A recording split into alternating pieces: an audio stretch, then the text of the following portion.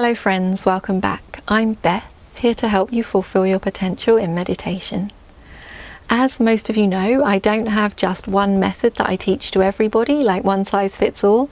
Instead, I much prefer to teach people one-on-one. And the reason is that you're all different.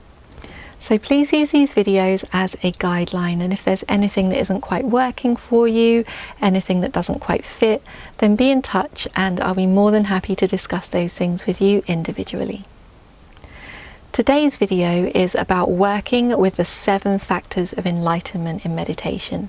In Pali, we call these the 7 bojjhanga, and they're a great set of tools to be working with when we want to fine-tune our meditation, when we want to refine the balance of our mind on the meditation object. As our practice deepens and the more coarse hindrances start to fade away in our practice, we might notice that we're left with the mind yo-yoing or going back and forth between states of, we could say, restlessness and states of dullness. So the mind's going back and forth between being a little bit overactive and a little bit underactive. And when we're in that phase of the practice, this framework of the 7 factors of enlightenment can be a really powerful one to use. So what are these 7 factors?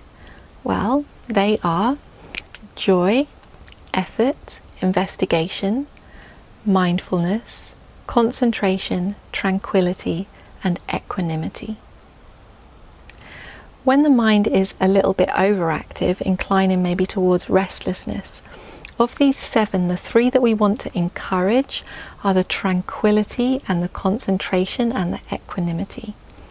As we encourage tranquility, concentration, equanimity into the practice, we notice that the mind starts to come back towards balance from states of being a little bit overactive or restless. These tranquility, concentration, equanimity bring the mind back to a state of a little bit more calm and balance. Now, if we find that the mind, on the other hand, is a bit dull, a bit underactive, maybe a bit sleepy, then we can encourage the enlightenment factors of joy and investigation and effort. So joy, investigation, effort to enliven the mind, to give it a bit more juice. And so again, this can bring the underactive mind or the dull mind back towards the balance point. And so when we notice ourselves yo-yoing between being overactive and underactive, being restless and being dull, we can bring in these enlightenment factors to help us rebalance. Now, you might have noticed there that I only mentioned 6 of the enlightenment factors. The one that I didn't mention was mindfulness. And the reason is that mindfulness we can always have more of. Whether the mind is overactive or underactive, restless or dull, we can always have more mindfulness. That one doesn't need to be balanced with anything, it just needs to be maxed out. So that's all I have to say for today on the 7 factors of enlightenment, and what I would suggest is that you play around with these in your practice. See if you can bring them in when your mind is either a bit restless or a bit dull, and see if they work for you. Of course, you can only do that if you get off of the screens and get onto the meditation cushions and actually do the practice. There's a remainderless ending of all suffering, so let's not waste time.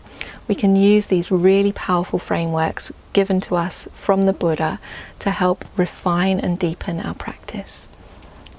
If you're encountering any difficulties or if anything isn't quite working for you, then be in touch and I'll be more than happy to discuss those things with you individually.